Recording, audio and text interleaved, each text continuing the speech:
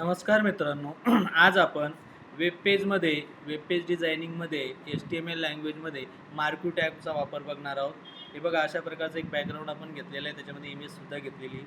हे बघा, इथे गजानन महाराजाची इमेज आहे. ही इमेजसुद्धा आपल्याला काय करायची, प्ले करायची आहे, मार्क्यू टॅगच्या साहाय्याने प्ले करायची. आणि खाली आपण नावसुद्धा टाईप करूया, गण गण गणात बोते, ते सुद्धा आपल्याला प्ले करायचं आहे. या दोन गोष्टी आपल्याला याच्यामध्ये कशा प्ले करता येईल ते आपण बघूया.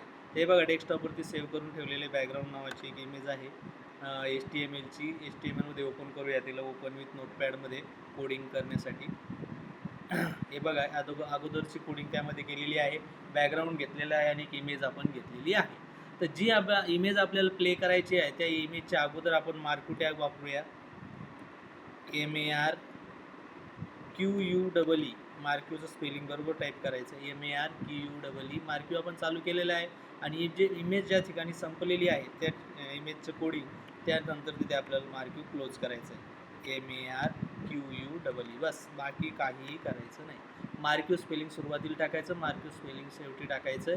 इमेज प्ले करायची असेल तर इमेजच्या, जर स्पेलिंग करायची असेल तर स्पेलिंगच्या. कंट्रोल एस करूया आणि आपण आता वेब पेजला रिफ्रेश करून बघूया की आपण जे टाईप केलेला टॅग आहे मार्क्यू, तो इथे ओपन झालेला आहे का, प्ले होतोय का बघा. अशा प्रकारे तुम्ही इमेज इथे मार्क्यू टॅबच्या साहाय्याने प्ले केलेली आहे. याच प्रकारे आपण करूया मार्क्यू टॅगसोबतच नाव टाईप केलं असेल, एखादं स्पेलिंग टाईप केलं असेल, ते आपल्याला प्ले करता येतं का ते पण बघूया. याला मिनिमाइज करूया आणि ज्या खाली टाईप करूया बॉडीमध्येच मार्क्यू टॅब MARQUE, मार्क्यू देऊ. पण कशाला द्यायचं आहे, गण गण गणात बोलते या शब्दाला आपल्याला काय करायचं आहे, मार्क्यू टॅब द्यायचं आहे.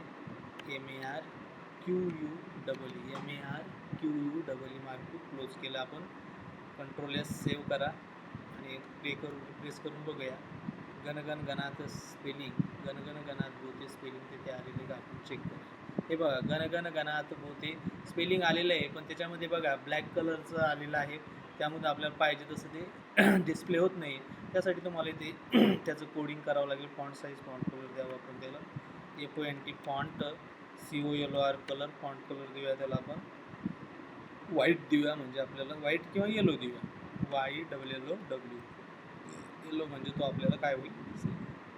आणि FONT फॉन्ट साईजसुद्धा देऊया त्याला, पण थोडंसं ठळक दिसेल. फॉन्ट साईज देऊ आपण 48 आणि ते क्लोज करूया. फॉन्ट जसं चालू केलं तसं आपल्याला फॉन्टसुद्धा क्लोज करावं लागेल. आपल्याला मार्क्यूच्या नंतर इथे FONT फॉन्ट, या कोडिंगसाठी बाकीच्या फॉन्ट वगैरे, फॉन्ट साईज, फॉन्ट ग्रुपसाठी अगोदरचे व्हिडिओ तुम्हाला बघावं लागतील. आणि फॉन्ट कलर, फॉन्ट साईज वगैरे आपण त्यामध्ये देऊया. कंट्रोल एस मारूया आणि ते बघूया. रिप्रेस करून आपण जे नाव टाईप केलेलं आहे ते इथं येतं बघा, गण गण गणात बोते. गणगण गणात बोते आणि इमेज, या दोन्ही गोष्टी आपल्याला इथे मार्क्यू टॅबच्या साहाय्याने प्ले होताना दिसतात. धन्यवाद.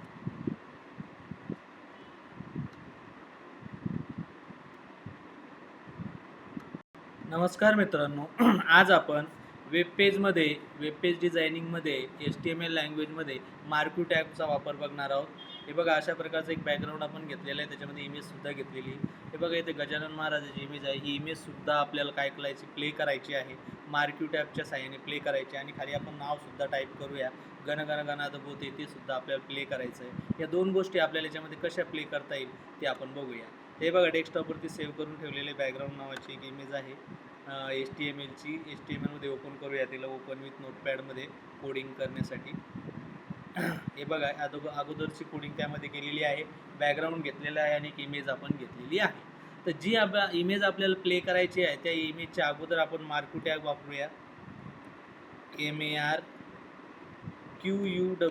मार्क्यूचं स्पेलिंग बरोबर टाईप करायचं. MARQUE. मार्क्यू आपण चालू केलेलं आहे आणि जे इमेज ज्या ठिकाणी संपलेली आहे त्या इमेजचं कोडिंग त्यानंतर तिथे आपल्याला मार्क्यू क्लोज करायचं आहे.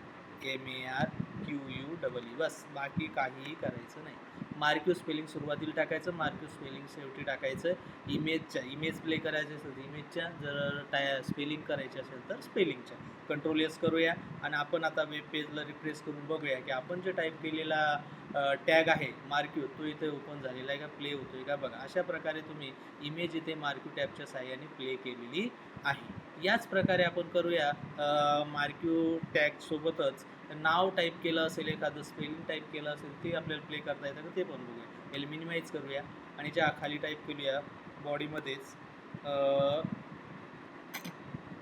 मार्क्यू टॅब MARQUE मार्क्यू देऊ. पण कशाला द्यायचं आहे? गण गण गणात भोवती या शब्दाला आपल्याला काय करायचं आहे? मार्क्यू टॅब द्यायचं आहे. MARQUE मार्क्यू क्लोज केलं आपण. कंट्रोल S सेव्ह करा आणि प्रेस करून बघूया. गणगण गणात स्पेलिंग गणगण गणात भोवती स्पेलिंग तिथे आलेले का आपण चेक करूया. हे बघा गणगण गणात भोवती स्पेलिंग आलेलं आहे, पण त्याच्यामध्ये बघा ब्लॅक कलरचं आलेलं आहे, त्यामध्ये आपल्याला पाहिजे तसं ते डिस्प्ले होत नाही.